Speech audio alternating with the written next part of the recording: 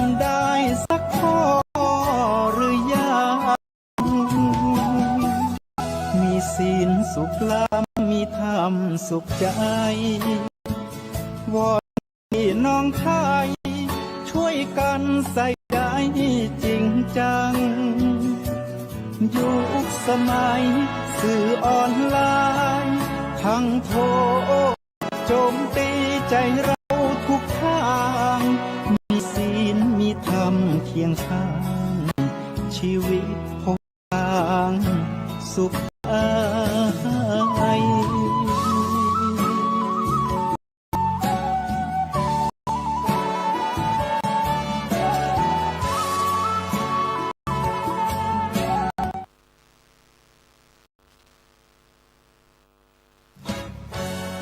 ทำเป็นทีมสถานีธรรมะออนไลน์ขอเชิญติดตามชมรายการธรรมสากัจฉาสนทนาธรรมตามการคุยทุกเรื่องทุกประเด็นเติมธรรมะให้หัวใจ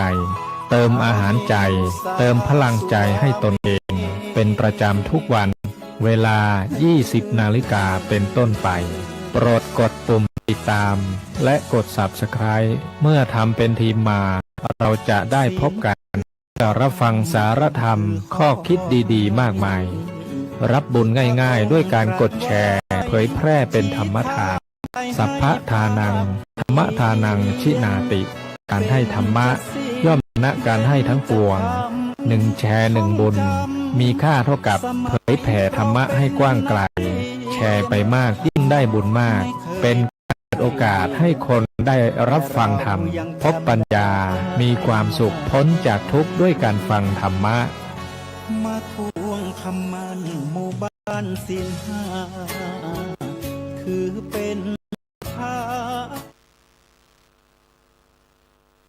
สังขาราจตาเคลื่อนไปราศีเบี่ยงไปโยกย้ายถ่ายถอนเดือนปีผ่านพ้นโยยนเป็นตอนตะวันสัญจรเป็นตอนเป็นขั้น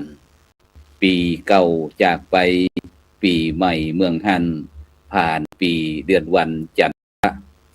ปูย่าสังขารนับวันนี้ละจากหนุ่มสู่เท่านันกาจันทรคติเคลื่อนคอยแล้วหนาอันสังขาราแก่มาบ่น้อยก่อนเกยสดใส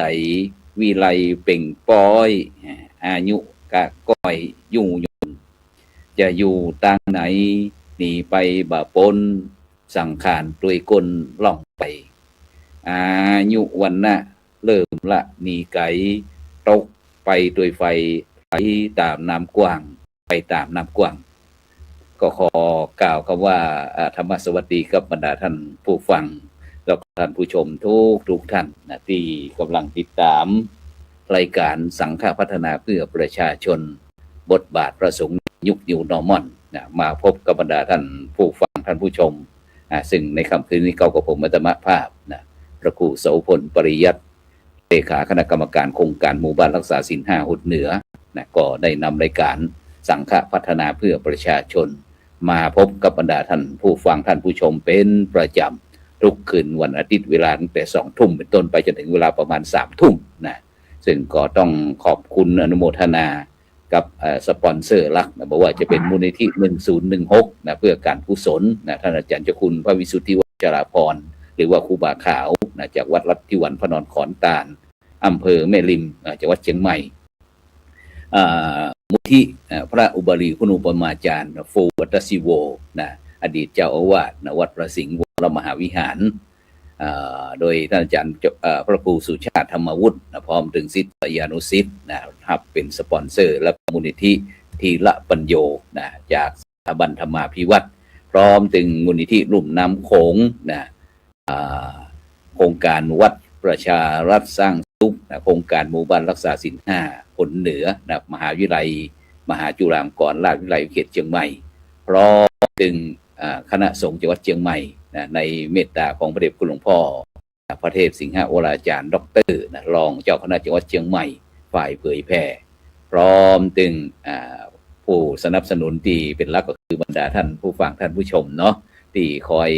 เป็นธุระเป็นภาระนะกดติดตามกดไลค์กดแชร์นะบ่เป็นทั้งคืนทั้ง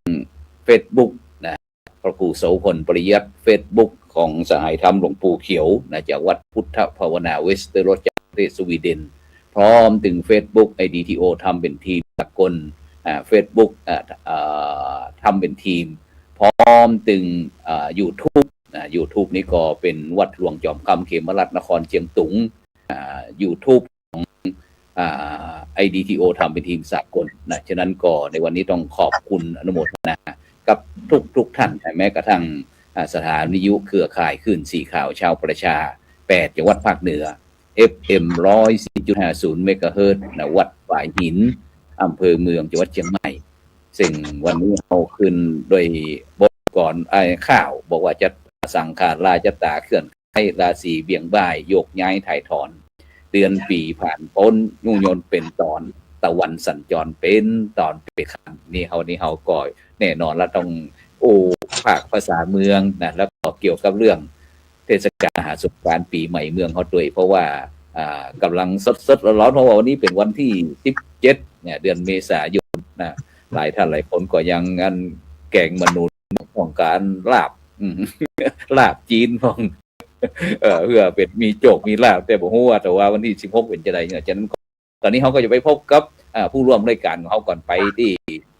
พระอาจารย์สาธิตนะทีละปัญโยนะผู้อำนวยการสถาบันธรรมาภิวัตรอำเภอแม่เมาะ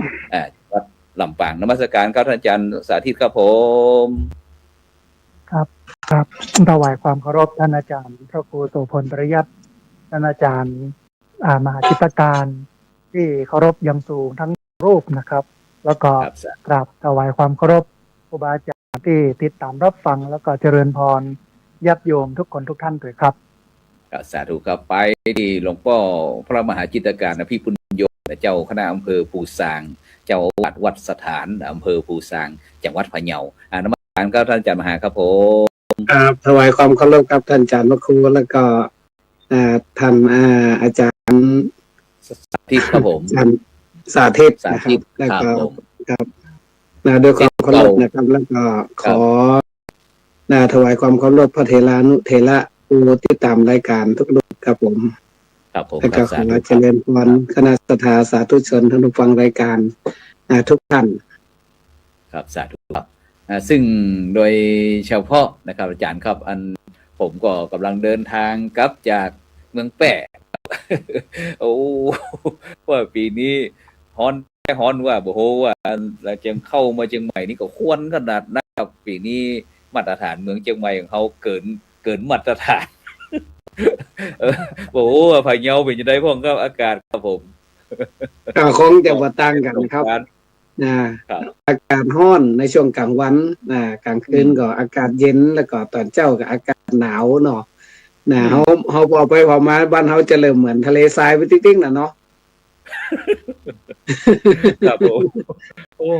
ใส่แต่วันนี้ฮ้อนทับแลบเลยแต่ว่ามาเจ้าคืนนี่หนาวอีนะเนาะผมผ้าอีเนาะผมผ้า2-3ผืนผมผ้าอยู่ครับกับก็นี่ถ้าจะเบากว่าเชียงใหม่กันเนาะเบากว่าตั้งเชียงใหม่แต่จากนี่นะเพราะว่าพะเยานี่มันจะเป็นเมืองอาจจะเวลาเป็นเมืองเล็กๆนะครับแต่ว่ายังดูจะอุดมสมบูรณ์อยู่นะครับในเรื่องของป่าไม้นะครับเนาะแล้วก็อย่างที่วัดอาจจะเป็นวัดผมแต่วัดผมชอบปลูกต้นไม้มืดตึ๊บครับเรื่องเจิงอนุรักษ์สิ่งแวดล้อมครับครับครับไปตั้งลำปางบ่รู้ลำปางหนาวจังมันแต่ว่าอาจารย์สาธิตณวันนี้มี2เรื่องครับ1เรื่องของหมอกควันไฟป่าก็นักครับแต่ผมดูทางหน่วยงานรัฐตั้งแต่ชี้แจงว่าไม่อุทยานแห่งชาติแจ้ซ้อนครับไม่น้ำตกครับน้ำพุฮ้อนเลยนะครับนักมากพอสมควรเสียหายเยอะนะฮะแล้วก็อุณหภูมิค่อนข้างที่จะสูงช่วงนี้ผมก็ไปแต่งแค่ไว้ปื้นต้นมะม่วงเอานั่งสภาวนาเดินพักผ่อนคลายร้อนฮะปีนี้อากาศแน่นจริงๆครับอาจารย์อากาศร้อนมากอุณหภูมิสูงเยอะโดยเฉพาะ อำเภอเถินของจังหวัดลำปางนี่จะเป็นอำเภอที่ร้อนที่สุดของประเทศนะเพราะว่า โอ้ อยู่เส้นศูนย์สูตรพอดี มันก็เลย ครับ ทำให้อากาศของอันเมืองเถินเนี่ยร้อนแม่เหมาะก็ปอๆกันครับ เพราะว่าเป็นแหล่งผลิตไฟฟ้าจากถ่านหินลิกไนท์ซึ่งมันของร้อนอยู่ หิน แล้ ลิ ว กไนท์ครับครับ ฉะนั้น ครับ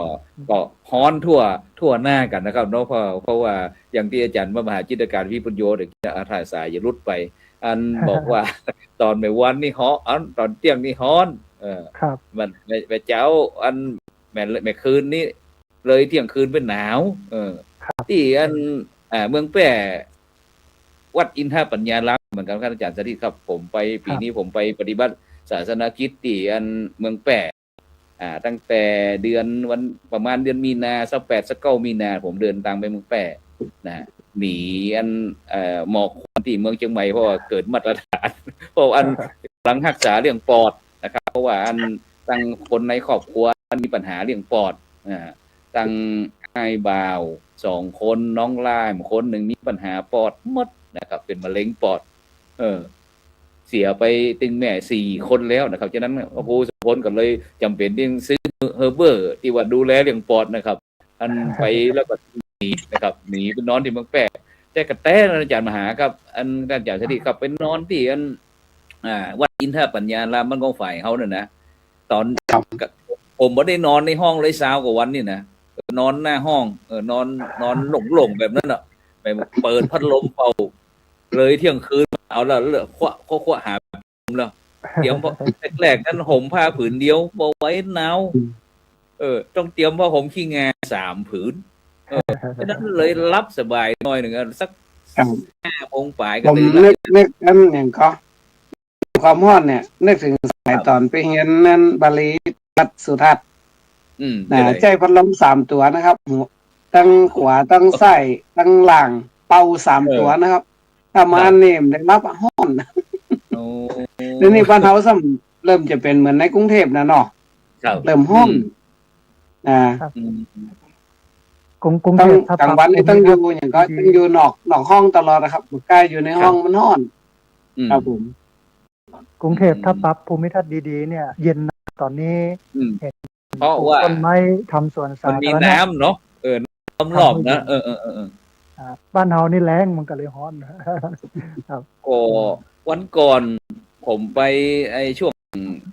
ต้นเมษาเนี่ยผมกับปลาน้องเนนไป4 ลูกก็คิดไว้เหมือนกันเอาในแปลงอุทยานทำไว้อาจารย์สถิติอาจารย์สถิตอันบริจาครวดหนา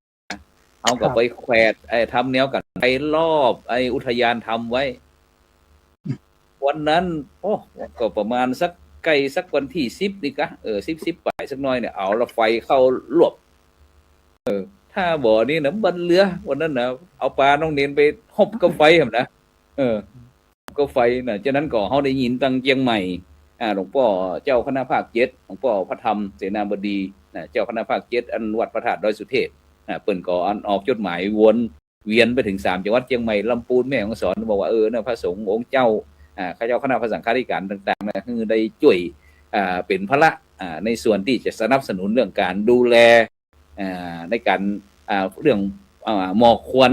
ก็โดยเฉพาะเรื่องสิ่งแวดล้อมได้ช่วยประชาสัมพันธ์ให้พี่น้องประชาชนได้บ่จำเป็นห้ามจุดเลยว่าตั้งแต่เดือนเมษาเป็นต้นไปนะครับตั้งส่วนราชการถ้ายุคสมัยก่อนนี่นะแน่นอนตั้งวันก่อนนั้นอันปีแล้วได้หันนายอำเภอพุ่นอยู่ป่ายดอยนายอำเภอไปช่วยดับไฟแต่ปีนี้หายเซฟปีนี้นะบอกว่าเกิดอย่างขึ้นฉะนั้นเนี่ยครับอู้ถึงเรื่องหมอกไฟนี่ก็ถ้าความจริงเนี่ยท่านอาจารย์สถิตความจริงนี่ไฟนี่กับเจ้าบ้านนี่มันก็ตั้งแต่ดึกดำบรรพ์มาแล้วนะถ้าเปิดว่าเรื่องเพราะว่าประเทศเขาเรื่องการเกษตรที่อาจารย์มีความคิดเห็นได้ว่าในปัจจุบันเนี่ยเปิดบอกว่าเนี่ยพอไฟเจ้าบ้านไฟป่าอาจารย์ว่าเป็นจะได้พวกสิ่งแวดล้อมเนี่ยคือมันอยู่ที่จิตสำนึกครับในช่วงก่อนเมษาเนี่ยมีผู้ช่วยสสมาบวชอยู่กับผมแล้วก็รู้สึกว่าหมอกควันไฟป่าเยอะก็เลยปาพระบวชใหม่ไปที่อำเภอสันติสุขจังหวัดน่านคือใกล้ๆจังหวัดน่านคืออำเภอร้องกวางก็ยังไม่อยู่แต่พอเขาเข้าไปอำเภอเวียงสาเข้าไปที่อำเภอเมืองอำเภอสันติสุขปรากฏว่า บ่มีไฟไหม้เลยครับทีนี้ผมก็ถามโยมว่าทำไมเนี่ยอย่างเปิ้นถึงบ่ไหม้เนี่ยอย่างเปิ้นถึงบ่จุดโยมเปิ้นก็บอกว่าที่น่านเนี่ยเปิ้นปลูกฝังเรื่องจิตสำนึกเรื่องนี้มานานเรื่องการอนุรักษ์สิ่งแวดล้อมเรื่องการเผาคนน่านจะแบบเนี้ยเรื่องของการเผาเลยจะบ่ทำเลยผมก็มานั่งคิดเนาะอันนี้ก็เป็นเหตุเป็นปัจจัยอันหนึ่งที่ทำให้เมืองน่านบ่มีหมอกควันไฟป่าแต่ว่าถ้าจะมีก็เป็นหมอกควันไฟป่าจากที่อื่นมาแต่ทีเนี้ยเราลองมาดูพื้นที่แต่ละพื้นที่เนี่ยที่มันมีหมอกควันไฟป่าเรื่องจิตสำนึกความเป็นพลเมืองเรื่องศีลธรรมคุณธรรมเรื่องเหล่านี้อย่างเช่นเรื่องศาสนาเนาะถ้ามันมีเรื่องจุดไฟขึ้นแล้วควันไปเบียดเบียนคนอื่นเนี่ยเขาก็ถือว่าเป็นคนทำบาปเป็นคนบาปคนหนึ่งที่ทำให้สังคมเพื่อร้อนกับฝีมือของเขาที่ไปจุดไปเผาแต่ว่าเรื่องเนี้ยมันไม่ใช่แค่เรื่องจิตสำนึกอย่างเดียวเนาะผมก็มองว่าทำไมถึงมาเอาเฮลิคอปเตอร์ขึ้นเมืองต่างประเทศไปหูข้อมูลมาพระอาจารย์ขึ้นเตื้อหนึ่งเนี่ย200,000พระอาจารย์เฮลิคอปเตอร์ขึ้นไปดับเตื้อหนึ่ง200,000ครั้งหนึ่งแต่ละครั้งเนี่ย200,000ผมก็บอกเปิงประเทศไทยมันอย่างอี้นะเพราะฉะนั้นเนี่ยสิ่งหนึ่งที่เขาเองซึ่งเป็นพระเองแล้วก็ญาติโยมเองควรทำก็คือช่วยกันรณรงค์เรื่องนี้อย่างมากถ้าบ้านเนี่ยเขาก็จะอยู่สังคมที่มันมีหมอกควันนักอย่างอี้แล้วก็จะกระทบกับเขาเป็นอย่างมากเลยครับอาจารย์ครับครับผมทั้งพะเยาด้วยครับอาจารย์ครับเมื่อกี้ได้ยินบอกว่าโอ้บ้านอันวัดนี้อันหล่มลื่นมีต้นไม้ตั้งพะเยาก็เป็นบางจุดครับตั้งภูซางเกียงคำนี่ก็รู้สึกว่าจะผู้นำเข้มแข็งนะครับเนาะแล้วก็ชุมชนก็ให้ความร่วมมือบ่ประสบปัญหาหมอกควันครับก็จะเป็นรอบนอกโดยเฉพาะเนื่องจากว่าพะเยานี่มันก็มีกลุ่มชาติพันธุ์นักนะครับเนาะก็ไอ้ที่เปิ้นควบคุมได้นี่เขาก็ฟังกำอยู่ที่เขาคุมบ่ได้นี่คือบ่ฮู้ภาษาเดียวกันในบางทีบ่ฟังภาษาบ่เข้าใจกันนี่เนาะครับแม่นนะปหลวงบ้านก็ขนาดปหลวงบ้านเป็นคนของเขาแท้น่ะยังปวดหัวน่ะเพราะว่าฟังบางอย่างเปิ้นแบบเปิ้นติดเฮาง่ายก็คือติดฮีตมาเก่าเปิ้นเช่นว่าหมู่ใครได้ผักหวานเนี่ยเพิ่นก็จะต้องเผาป่าเนาะเวลามันไหม้แล้วมันก็จะผักหวานมันก็จะเนาะไอ้อย่างต่างๆหรือคนที่ฟันให้เนี่ยเวลาเขาเผาให้เขาเสร็จแล้วเนี่ยเวลาฝนตกลงมาเนี่ยเขาดูมันว่า1อาจจะสะดวกในเรื่องของการบ่ต้องได้เพียวนัก2ก็อาจจะเป็นเรื่องของเปิ้นเฮาว่าธรรมชาติอย่างเช่นเฮ็ดก็อย่างใกล้มันขึ้นนักนะครับอาหารการกินนี่ครับมันเป็นความเชื่อของเขาแต่ว่าคนที่เปิ้นได้รับศึกษาคนที่ยังบ้านเฮาเนี่ยยังที่ผู้สร้างนี่ก็รู้สึกว่ากลุ่มองค์กรต่างๆเนี่ยจะเข้มแข็งครับเพราะว่าจะเป็นกลุ่มอสมกลุ่มพ่อบ้านแม่บ้านกลุ่มอย่างต่างๆเนี่ยเปิ้นจะออกมารณรงค์กันครับผมทางพระสงฆ์องค์เจ้าก็ต้องได้เสียงตังนักก็เตียนี่อีกก้อนเมื่อก่อนเนี่ยเขาจะต้องไปมีส่วนร่วมเอาของไปมอบให้เขาดับไฟป่านะปีช่วงหลังนี่ดับปิ้งนะครับขอความร่วมมือเขาก็เลยสบายมาเนี่ยจะต้องเสียงนักนะต้องเอาน้ำเป็นแพ็คๆนะครับเป็นลำรถต้องเอาไปช่วยเพราะว่าเขาไปดับไฟป่าแต่ว่าตั้งพะเยานี่ถ้าตั้งปูซางเชียงคำนี่ก็จะมีปัญหาที่มันไฟไหม้มาจากเขตลาวครับคือตั้งประเทศลาวเนี่ยเขาเผาลามเข้ามาเขตไทยเขาเนี่ยเนี่ยมันก็ยังจะมีปัญหาอยู่ป้องวันที่มันออกมาเนี่ยบางทีไปเกิดจากประเทศไทยเขาแต่ว่ามาจากประเทศเพื่อนบ้านครับก็เลยว่าเขาก็ต้องขอความร่วมมือไปถึงเปิ้นด้วยนะเนาะพยายามตั้งที่ผู้สร้างนี่มีด่านนะครับเนาะก็จะประสานไปทางพี่น้องสปป.ขอความร่วมมือว่าให้ช่วยควบคุมเรื่องไฟป่าเพราะว่ามันได้รับผลกระทบถึง2ประเทศนี่นะครับเนาะเขาจะได้ผลพอสมควรครับเมื่อก่อนก็ล่ำเลี้ยงงัวข้ามเขตยึดงัวยึดควายกันก็มีนะครับเป็นงัวปล่อยควายมากินเกิดพันธุ์อย่างกันล่ำเขตเข้ามาก็ยึดนะครับยึดเงือยึดควายแต่ก็มาไทยคืนนี่มั้งนะครับ แล้วก็คุยกันครับ ครับก็ดีขึ้นครับผู้สร้างนี่ดีขึ้น แต่ว่าอาจจะเป็นเพราะส่วนหนึ่งพี่น้องเขาหันจากการปลูกเข้าปลูกอย่างหันมาปลูกอันยางพารานักขึ้นมันก็เลยดูเหมือนเขียวชะอมไปหมดครับครับ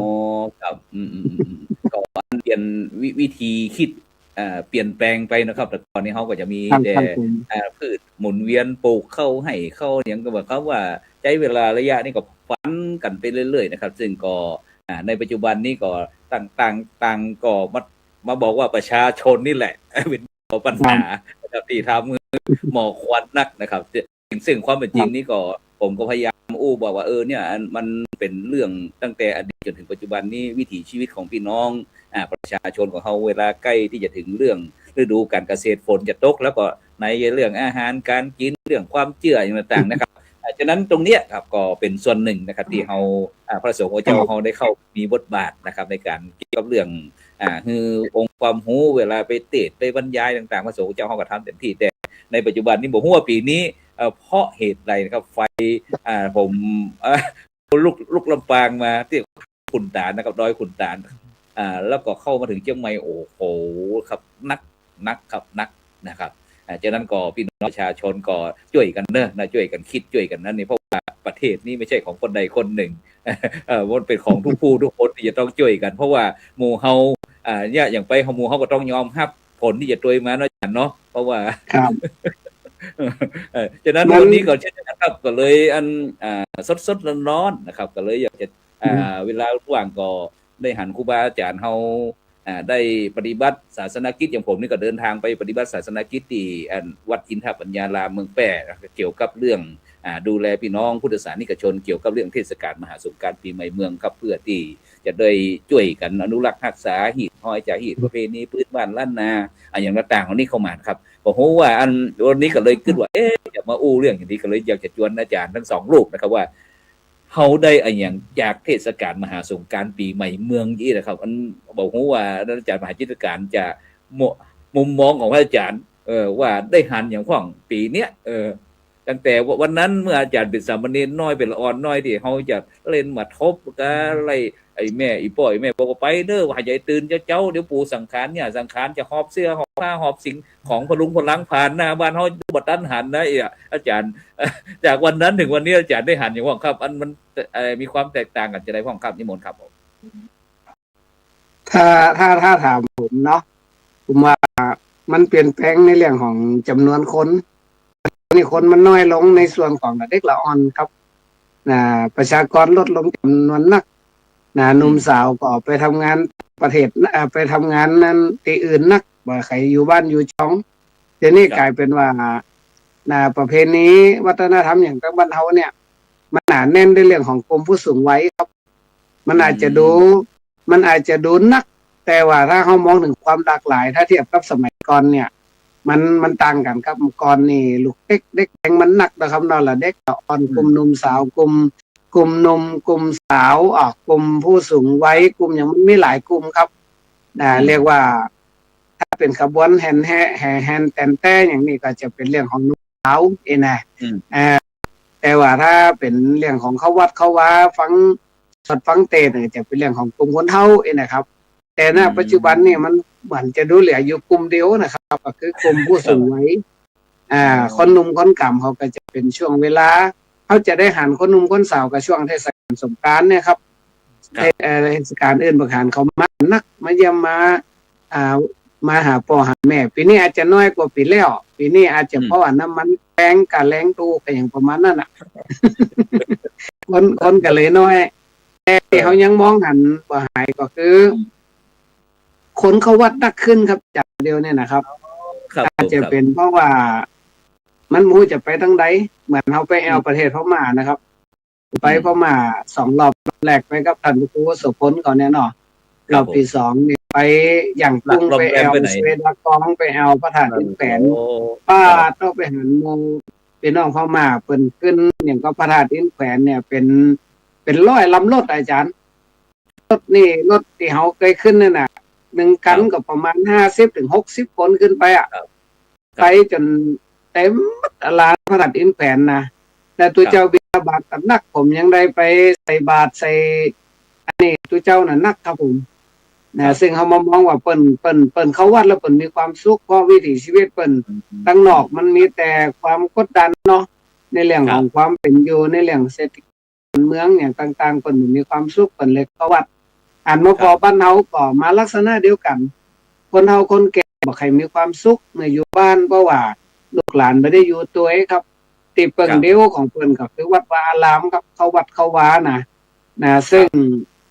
นะกิจกรรมต่างๆเนี่ยนะวัฒนธรรมประเพณีต่างๆเนี่ยดูจะหนาแน่นขึ้นเนื่องจากว่าผู้สูงวัยนักผู้สูงวัยนักก็เลยว่ากิจกรรมต่างๆเช่นอย่างตัดกันเข้าเนี่ยเริ่มก็ตั้งแต่ตีสามเลยจันเริ่มตีสามพด6 โมงเจ้าอีกนะนี่เป็นวันเดียวนะ2-3 วันวันนี้13 14 15เพราะว่าจำนวนคนมันนักขึ้นครับนะดังนั้นเรามานึกภาพ1 ครัวเรือนเนี่ยถ้าเปิ่นเอามาหลายๆคนเนี่ยมันก็มีจำนวนนักอะครับนะครับนี่ก็เลยฟังว่าถ้าเทียบก่อนกับมาเดียวเนี่ยมันจะมีความหลากหลายในเรื่องของกลุ่มวัยนักแต่ถ้าเป็นมาเดียวเนี่ยหันความแตกต่างคือผู้สูงวัยนักคนหนุ่มคนกำก็จะบังตาลงที่จะหันหนาแน่นที่สุดกับช่วงเทศกาลสงกรานต์เนี่ยถ้าเป็นเทศกาลอื่นๆเนี่ยแทบจะบ่มีคนหนุ่มไอ้ติเศร้ากว่านั้นแบบนั้นคือละเด็กละอ่อนเนี่ยแทบจะบ่หันนะครับครับน้อยครับเพราะว่าถ้าอยู่บ้านกับมาด้วยแม่มันนั่งเล่นเกมเห็นผมคิดว่านะครับผมโอ้ครับตอนนั้นหมายความว่าตอนนี้อันฝรั่งขับเคลื่อนเนาะเทศกาลกิจกรรมต่างๆนั้นน้อยลงเหลือกลุ่มเดียวก็คือกลุ่มผู้สูงอายุอันส่วนคนหนุ่มคนสาวแล้วก็บ่ใครได้มีส่วนร่วมนักมีก็อาจจะมาเฟสติวัลเมย่าถนนอย่างก็สีลมแล้วจะอาจารย์อันมีมุมมองยังไงครับผมกำลังจะแซวว่าพะเยาจะไปดูแบมที่มาแสดงนะคือมันจะได้เล่าฟังดูอันนี้พะเยาเป็นเอาดาราแบมมาแสดงเป็นลังเปิดตัวครับเพราะว่าเลขาเปิ้ลเนี่ยเป็นคนพะเยานะจบม.พะเยาทีนี้สิ่งที่ผมเห็นเนี่ยปีนี้สบายคือนอนสบายปกติเที่ยงคืนเนี่ยยังไม่ได้รับเตือนนะฮะจะมีเสียงดนตรีแบบทั่วบ้านทั่วเมืองแบบนั้นตอนนั้นปันปื้นแต่ปีนี้ 20:30 ปุ๊บดักหมดเลยถึง3-4-5 วันที่ผ่านมามันแสดงถึงภาวะเศรษฐกิจที่ตกต่ำครับอาจารย์ที่ผมเห็นนะอย่างตอนวันเนี้ย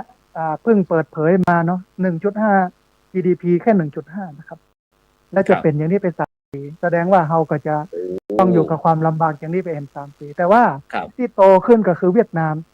7.1 ฮะเวียดนามแซงเป็นอันดับ1ในภูมิภาคนี้เลยนะฮะเรื่องเศรษฐกิจนะครับครับแล้วผมเห็นก็เลยว่าก็เพราะว่าภาวะเศรษฐกิจมันเป็นแบบนี้น้ำมันก็แพงมันก็เลยทำให้คนเนี่ยบ่ค่อยม่วนกับการกินกันแอลปกติเนี่ยดนตรีนะตึงเต็มบ้านเต็มเมืองเที่ยงคืนบางทีเลยเที่ยงคืนแต่ว่ามาปีนี้ปีนึงที่กำลังได้มาเห็นครับเนี่ย1:30 ดับหมดเลยฮะบ่มีที่ไหนเปิดบ่มีที่ไหนดังอะไรยังดับปิ้งเย็นวอยเฮาก็ขึ้นในใจว่ามันก็ดีไปอย่าง มันก็ดีสำหรับเฮาไปอย่างจะได้พักผ่อนแต่ว่ามองถึงอนาคตตั้งหน้าเนี่ยแฮม3 ปีเนี่ยมันก็จะลำบากอันนี้คือสิ่งที่ผมเห็นผมในส่วนตัวผมนะผมซ้ำกับมองหันว่ามันยุคมาเดียวเนี่ยมันเป็นยุคโซเชียลนะครับเนาะดังนั้นคนมันติดตามข้อมูลข่าวสารนักขึ้นครับทุกคนก็เริ่มหู้ถึงปัญหาเพิ่นเฮาว่าเป็นสังคมอุดมปัญญาเนี่ยคือบ้านเฮาเมื่อก่อนเนี่ยมันการติดต่อโลกภายนอกเนี่ยมันน้อยเนาะครับเนาะทุกคนก็ทำจากความเคยชินจากอย่างต่างๆเรียกว่าสนุกเล่นกันอยู่เพราะบ่ฮู้เวลาเนี่ยแล้วก็อยู่กับวิถีชีวิตแบบเปิงฟ้าเปิงฝนก็คืออยู่กับการทำไร่ไถนาเนาะแต่ในยุคปัจจุบันเนี่ยละอ่อนเขาได้รับการศึกษาได้ห้ำเรียนนักแม้แต่คนแก่เขาก็มีกลุ่มต่างๆมาฝึกมาอบรมมาอย่างการติดต่อข้อมูลข่าวสารต่างๆเนี่ยมันจะไวกว่าเมื่อก่อนครับดังนั้นทุกคนก็จะเริ่มเซฟตัวเก่าครับเพราะเราเจ้าหน้าที่เพิ่นก็เข้มแข็งครับ7 วันอันตรายนี่เรียกว่าจับปุ๊บเสียตังค์ปั๊บขึ้นศาลนี่นะมันก็ค่อนข้างจะได้ผลพอสมควร เต่าติฟังดูนะครับ หลายคนก็บอกให้ออกบ้านออกจองแล้วหันเข้ามาวัดนักขึ้นครับ เพราะว่ามาวัดต่อคนเขาว่าอิมปิกแต่นะ บุญก็ได้ใช้กระเตนี่ แต่บริจาค20 บาทนี่อิมมิตรนาเพราะว่าวัดอาหารการกินมันนักเขามาทำบุญกันหลายก็มันก็อัดย้ายกันหลายเนาะซึ่งในส่วนตัวผมว่ายังที่พะเยาแต่พะเยาอาจจะบุกคู่ฟ้าเหมือนกับเมืองลักบ่ว่าจะเป็นเชียงใหม่เชียงรายลำพูนอย่างต่างๆที่เปิ่นอันนี้เปิ่นบูมเนาะแต่พะเยานี่ถ้าตอนที่ผมอยู่เนี่ยผมว่าตั้งแต่เขาปลูกยางหัวเจ้าบ้านมีอันจะกินผมคิดว่านะการทำบุญทานกันอย่างก็ค่อนข้างจะครับรายได้ถ้าไปเทียบกับหลายๆจังหวัดติดไปมาเนี่ยผมก็ว่าพะเยาก็บ่ไม่น่านะครับเจ้าบ้านมีความมั่นคงครับในเรื่องของเศรษฐกิจพอสมควรครับอาจจะบอกผู้ป้านะแต่ดูแล้วยังปัญหาหน้าจื่นตาบ้านอยู่ครับการทำบุญก็บอกบุญบอกอย่างก็ง่ายครับเรียกว่าอย่างที่วันนั้นผมทำบุญวันที่19นี่ก็คือสืบชะตาให้ครับท่านผู้นำตั้งแต่ระดับอำเภอแต่แล้วก็ติเปิ่นได้มีคุณูปการต่อชุมชนต่างๆต่อวัดต่อวาเขาก็จัดสืบหัวราชตาให้เปิ่นชะตาหลวงแล้วก็2ก็มีทอดพระป่าหลวงกองทุนคณะสงฆ์เพราะว่าเขาคณะสงฆ์เขามันจะต้องช่วยงานต่างๆบอกว่าในระดับจังหวัดระดับต่างๆมันนักเนาะก็ต้องระดมทุนและ3ก็ลดหัวลดน้ำดำหัวพระเถรานุเถระในอำเภอเนาะตอนนั้นก็เลยหาเจ้าภาพผมประกาศถึงชั่วโมงครบหมดนี่นะก็แสดงว่าเพิ่นก็มีอันจะกินอยู่เพิ่นบ่ลำบากครับแตกต่างกันทางลำปางนะช่วงนี้วิกฤตพอสมควรจะได้ครับฟังกันพอสมควรก็คืออย่างที่ผมบอกว่า1:30ดับหมดแล้วบักกินเล่นเพราะว่าตังหมดตังหมดจริงๆชาวบ้านจองที่นี่ค่อนข้างที่จะวิกฤตแต่สิ่งหนึ่งที่เห็นมาทุกปีแล้วก็เป็นข้อสังเกตของผมก็คือจะมาเถียงเรื่องของวันไหนวันพญาวัน13 14อันนี้กันมาตลอดแต่โดยพุทธศาสนาเขาก็กลัวอาจารย์ไอ้ติงเงียบเนี่ยเขาก็จะกลัวเหมือนกันนะเพราะว่ามันจะเป็นพลังเงียบแต่พลังเงียบในลักษณะห้องว่าเหมือนเฉยต่ออย่างก็วัฒนธรรมประเพณีอันนี้เขาก็น่ากลัวถ้าเกิดเขาวัดเขาว้าเนี่ยนะมันเสี่ยงเหมือนกันนะว่าตีเปิ่นมาวัดมาว้าเปิ่นอาจจะกินหมอนเล่นแต่ตั้งบ้านผมเนี่ยมันมีประเพณีอย่างก็ตานพระปากันในช่วงปีใหม่ครับ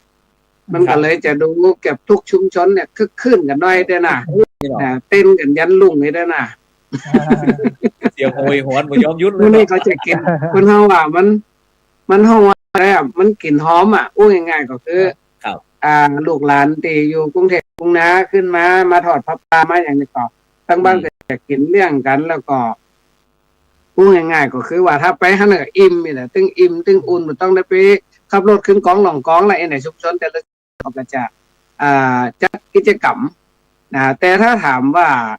คนแอลนักขึ้นก็มันเป็นบางกลุ่มก่อนนะครับผมสังเกตนะคนสาวตั้งบ้านเฮาเนี่ยคนเมืองเฮาเนี่ยบ่ใครโลกแต่ไอ้ติโลกอุ่นๆในกายกลุ่มพี่น้องม่งกลุ่มชาติพันธุ์พี่น้องม่งพี่น้องเมียนพี่น้องอันนี้เปิ้นดูเปิ้นแหมแบบนึงอาจจะเป็นว่าเปิ้นอยู่บนดอยเนาะมันก็อาจจะนึงก็ลงมาเล่นน้ำกันนะแต่คนเมืองเฮานี่ซ้ำบ่ใครไปไหนอยู่แวดไกวก็วัดก็วานี่ที่มันสถานนี้วัดแล้วอาจารย์วันนี้15นี่นะวันพญาวันเนี่ยเริ่มกันตั้งแต่เข้าวัดกันตั้งแต่ตี 3แล้วก็ไปสิ้นสุดก็พุ่น5 โมงแลงน่ะจะปิดกันนะ5 โมงแลงก็ปิดกันละมาอย่างกันอาจารย์ครับวันที่15ของเนี่ยอย่างตอนเช้าก็จะเป็นต้านกันเข้าเนาะต้านกันเข้าจนถึง7 โมงก็เข้าวิหารก็ทำบุญตักบาตรถวายโน่นนี่นั่นต่างๆคือมันเสร็จหมดอีกนะแล้วก็เสร็จเวลาประมาณสัก9 โมงเนี่ยก็จะปิกบ้านไผ่บ้านมันปิกไปเตรียมจากนั้นก็ทยอยเอาไม่กั้มสลีแล้วก็ตุงจอดตุงใจต่างๆเอามาปักดีไซน์อย่างต่างๆนะครับเนาะก็จะทยอยกันเข้ามาเรื่อยๆแล้วก็ คนเฒ่าคนแก่ก็ทยอยกันมาเขาก็มาทำบุญกันป้องตีตันบัตันกับช่วงนั้นอิตนามาตันช่วงนั้นก็พูดนะครับประมาณบ่าย2บ่าย3เพิ่นจะเริ่มเข้าวิหารนะครับวิหารนี่ก็จะมีการต้านหมู่เข้าน้อยต้านหมู่เข้าน้อยต้านเจดีย์ซ้ายต้านจอดต้านตุงแล้วก็ฟังเทศฟังเทศอันนี้ส่งปีใหม่เซตปริปุณังอย่างเรียบร้อยหมดก็จะเริ่มไปส่งน้ำเจดีย์ต้นสีมหาโพธิ์อย่างต่างๆรวมถึงอาวาสของเจ้าเสร็จแล้วเปิ้นก็จะส่งน้ำพระสงฆ์ของเน้นส่งน้ำพระสงฆ์ของเน้นอย่างเรียบร้อยหมดก็สู่ขวัญให้พระให้เน้นด้วยใบสีขวัญเนาะนะครับ มันก็เลยกินเวลานักเรียกว่าต้องมือต้องคำแล้วก็บ้านกันนะครับครับยังมีประเพณีเสาจะทำเป็นที่นี่มาทุกปีนะอาจารย์ผมพอแล้วมันก็จะเป็นวัฒนธรรมประเพณีแล้วบังเอิญผมอยู่วัดลื่อด้วยพี่น้อง3 หมู่บ้านเนี่ยส่วนใหญ่จะเป็นชุมชนไทยลื่อเปิดค่อนข้างจะวัดมักกรนี่ได้นะคงกับศาสนาเนาะครับเปิ้นจะเน้นแป้งกว่ากลุ่มอื่นๆนี่ถ้าเป็นพี่น้องลื่อนี่นะเปิ้นจะเขาวัดเขาว้ากันนักครับผมพอจะเสร็จก็หลายวันอยู่ครับพอแห่งวันหนึ่งมากับเป็นวันที่16ปุ๊บก็ตื่นเข้ามาก็จะมีเปิ้นห้องว่าอย่างก็เข้ารถข้อทำบุญเข้ารถข้อวันปากปีนี่นะ16เนี่ยนะปากปีครับเข้ารถข้อเสร็จตอนนั้นก็จะไปดำหัวผู้สูงอายุก็ต้องเต็มวัดแล้วนะแล้วพอเขาจะแล้วกับบ่าย2บ่าย3พุ่นน่ะแล้วก็สู้ขวัญปออาจารย์ต่อสู้ขวัญปออาจารย์เสร็จก็สู้ขวัญนั้นผู้นำถึง3 หมู่บ้านนั่นเนาะว่าเขาจะแล้วมันแรงตึ้งแล้วหมดคืนครับสู้ขวัญนี่ว่าปออาจารย์นั่นสู้เข้าเอาขวัญนี่เนาะห้องขวัญเนาะครับคล้ายๆว่าตั้งเพศจะใจพิธีสู้ขวัญเป็นการให้กำลังใจนะครับเนาะในการทำงานอย่างพระสงฆ์ของเน้นกับสู้ขวัญคือพระสงฆ์ของเน้นก็เจ้าบ้านไม่ชอบแต่พระน้อยบอกใครชอบเข้าวิหารกันบอกกี่คนมันเหมือน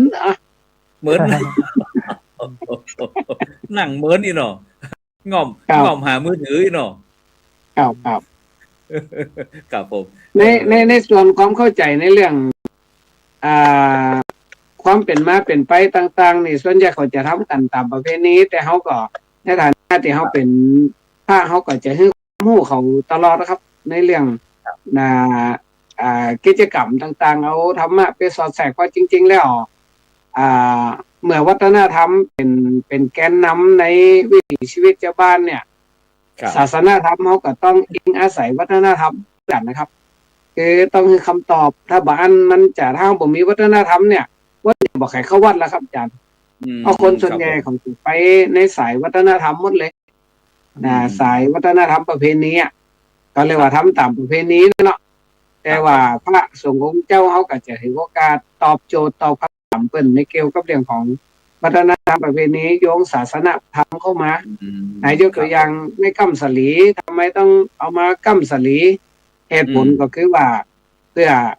ปกป้องคุ้มครองสนับสนุนพระพุทธศาสนาเนาะคือมันดำรงสืบต่อไปโดยอิงอาศัยการแห่ไม่กั้มสลีให้ทุกคนมีส่วนร่วมในการปกปักรักษาพระพุทธศาสนาบ่ใช่ว่ากาตุเจ้าเนาะแต่เป็นเรื่องของทุกๆคนเนี่ยนะในเรื่องกั้มสลีถ้าเป็นในส่วนของการต้านกันเข้าอย่างต่างๆเนี่ยมันก็มองถึงเรื่องความกตัญญูที่จะบ่ลืมพ่อลืมแม่ลืมพี่ลืมน้องลืมผู้ที่มีพระคุณต่อตัวเองต่อครอบครัวต่อวัดวาอารามต่อหมู่บ้านต่อชุมชนอย่างต่างๆเนี่ยก็ทำบุญอุทิศส่วนกุศลเนี่ยรวมไปถึงเทวดาอย่างต่างๆเจ้ากรรมนายเวรเนาะมันก็อิงพุทธศาสนาว่ากตัญญูกตเวทีบ่ลืมบุญบ่ลืมกุศลเนี่ยเนาะเขาก็แทรกเข้ามาครับอย่างการเจดีย์ซ้ายก็เจดีย์ซ้ายเขาก็มันจะมีนิทานเนาะประกอบกันมาเขาก็พยายามเล่าให้ศรัทธาฟังว่าการสร้างเจดีย์ซ้ายเนี่ยมันเหมือนกับการเป็นห้องว่าจะได้มันเป็นการสร้างฐานของชีวิต เหมือนกับชีวิตเขากับเหมือนทรายเนี่ยที่มันก่อกันขึ้นมาเนี่ย ถ้าเกิดว่ามันหล่อหลอมด้วยเปิ้นห้องว่าจะได้เปิ้นห้องว่าความสมัครสมานสามัคคีเนาะเป็นน้ำหนึ่งใจเดียวกันเนี่ยทรายมันกับบ่พูดมันกับบ่ปังมันกับมั่นคงเนี่ยนะเนาะมันก็เป็นชัยชนะอย่างหนึ่ง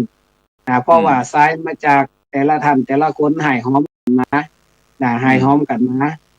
แล้วก็ตามเจดีย์ทรายเพื่ออุทิศส่วนกุศลให้กับสรรพสัตว์ต่างๆที่เขาได้คำคาวีเนาะเท่ากับเม็ดทรายเนาะว่าจะได้เนาะแล้วก็ในส่วนของถ้าเป็นพี่น้องลือแบบบางครั้งเพิ่นมองว่าเวลาเขามาวัดเขาจะเอากวาดหินดินทรายของวัดติดรองเท้าติดอย่างกลับบ้านไปกับเป็นบาปเป็นกรรมก็เอามาบูชาคืนนี่แต่น่ะเอามาชดใช้มันหลายอย่างเขาสามารถเขาสามารถดึงวิถีชีวิตเราเนี่ยเข้าสู่ธรรมะของพุทธเจ้ายังเรียกสังขารล่องมาเขาก็ว่ามันมาจากคำว่าสังขารล่วงเนาะคือวันเวลาเนี่ยมันตื่นกินทุกอย่างแม้แต่ตัวเขาเองเมื่อถึงวันพญาวันเดี๋ยววันสำคัญเนี่ยเขาก็มองว่าวันสังขารล่องวันเน่าวันเนี่ยมันคือข้อคิดอะไรอย่างเนาะที่เจ้าบ้านก็จะได้จากปีใหม่ครับผมทั้งลำปางและอาจารย์ว่าจะได้ครับเหมือนกันก็ลำปางถามว่าอาจารย์สาธิตจะมีอย่างมาอู้ผู้ฟังก็จะได้ห้องนิมนต์ได้ครับอาจารย์สาธิตครับผมบริบทมันอาจจะต่างกันลำปางโดยเฉพาะในหม้อนี่เป็นบริบทของ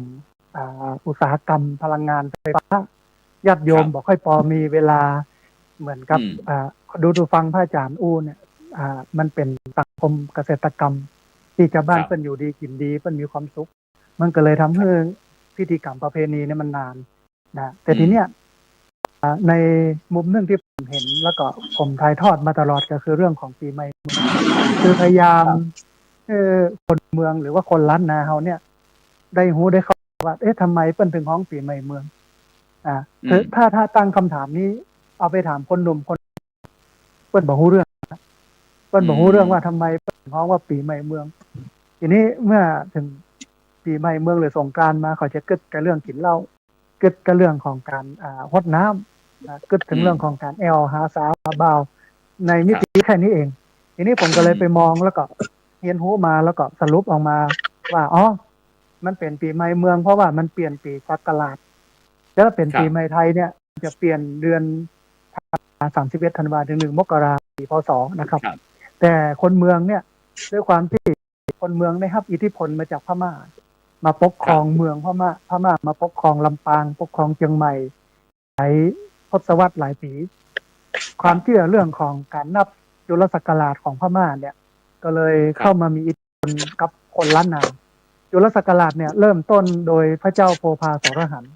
ซึ่งเป็นกษัตริย์พม่านะฮะในราชวงศ์สมุทรฤทธิ์แล้วเปิ้นลาสิกขาครับ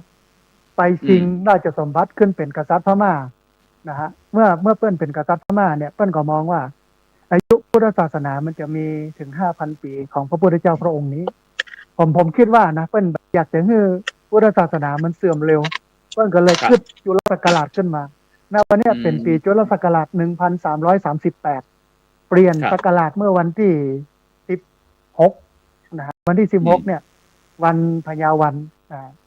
มันเป็นวันพญาวันโดยระบบการนับของสุริยะระบบสุริยะนะฮะการเดินขึ้นลงของดวงอาทิตย์เนี่ยเป็นการเปลี่ยนศักราชจากจุลศักราช1337เป็น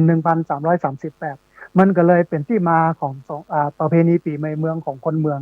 ทีนี้ด้วยความที่วัฒนธรรมมันเป็นวัฒนธรรมผสมวัฒนธรรมภาคกลางสงกรานต์ซึ่งเอามาจากอินเดียใต้นะฮะเอามาใช้สงกรานต์นะซึ่งก็แปลว่าการล่วงไปของวันเวลาอินเดียเปิ้นฮ้องเดือนว่าเป็นราศีนะราศีจากราศีมีนเข้าสู่ราศีเมษแต่ละเดือนแต่ที่เนี้ยมันตัดที่ว่าถ้ามันเป็นราศีมีนและเมษเนี่ยมันเป็นช่วงฤดูร้อนมันก็จะมีกิจกรรมของคนอินเดียก็คือมาฮดน้ำมาอาบน้ำนะฮะมาปะไปกันแล้ววัฒนธรรมเหล่านี้มันก็เลยเข้ามาเผยแพร่ในประเทศไทยก็ปรับวัฒนธรรมเยอะทีนี้มันมีปัญหาหนึ่งที่เปิ้นทกเถียง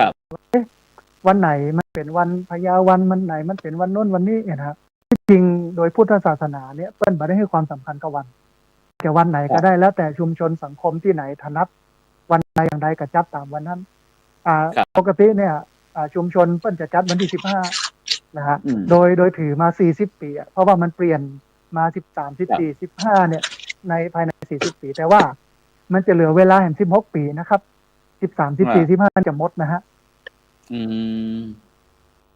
แห่งประมาณ16นะฮะทีเนี้ยมุมหนึ่งที่ผมเห็นสิ่งหนึ่งที่ควรจะถ่ายทอดกับคนในประเทศไทยแล้วก็คนเมืองได้เข้าใจว่าปีเมืองคือการเปลี่ยนปีศักราชในเพราะฉะนั้นเราเป็นคนเมืองเนี่ย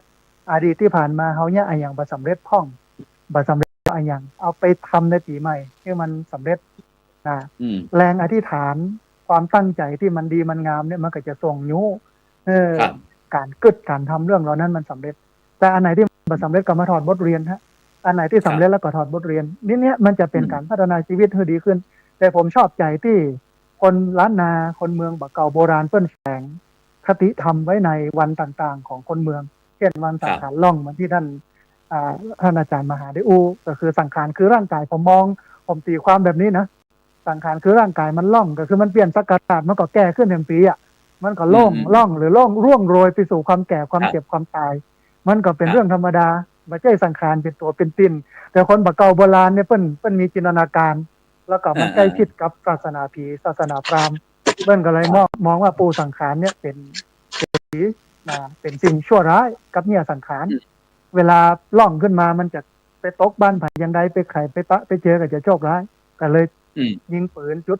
บัดทบไล่ปูสังขารไปเลยมันต้องมาจอดสถานีนี้เนาะครับผมก็ถามคนเฒ่าอายุ80ว่าพ่อเคยหันปูสังขารเนี่ยสังขารก็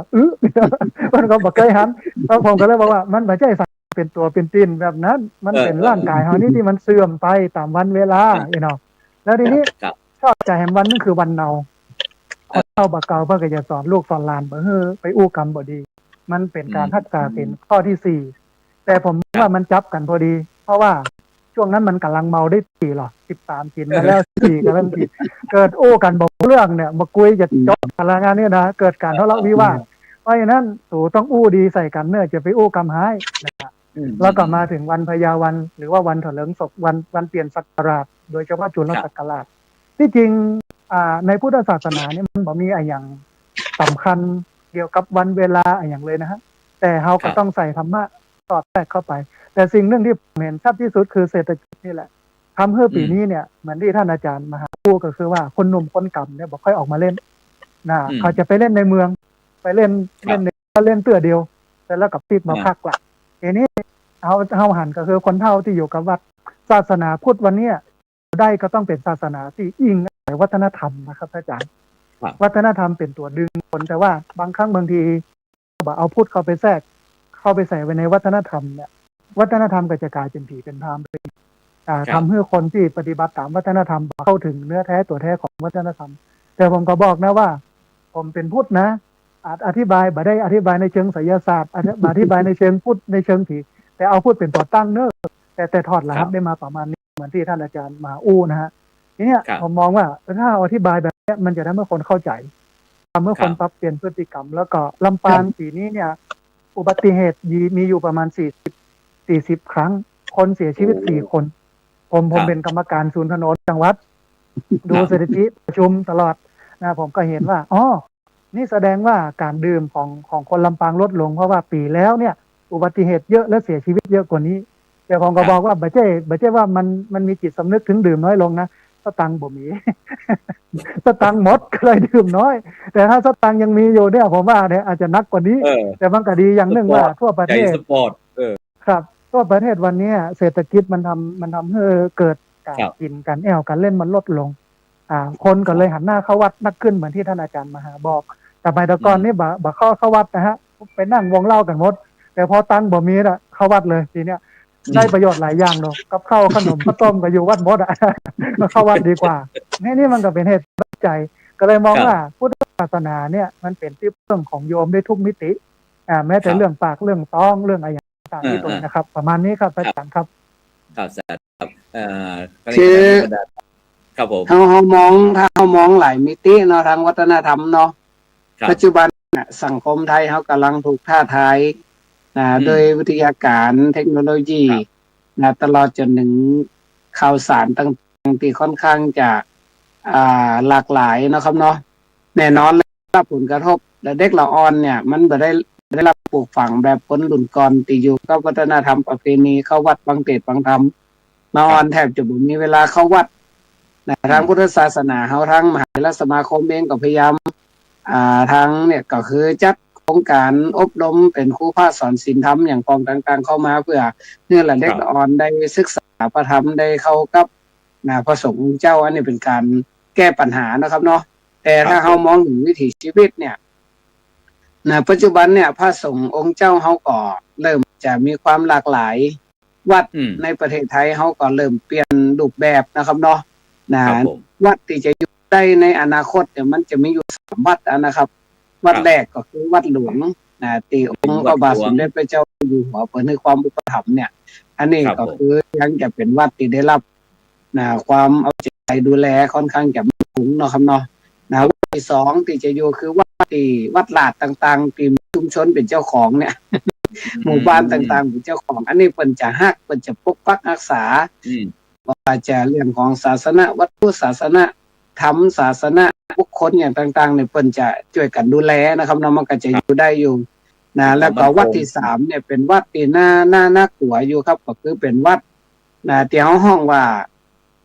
เป็นวัดที่พระก็ดีหน่วยงานก็ดีตั้งขึ้นมาเพื่อควบคุมเบ็ดเสร็จครับครับมันมีหลายๆวัดในปัจจุบันเนี่ยมันจะมีเอกชนเข้ามาดูแลผลประโยชน์ต่างๆภายในวัดกัน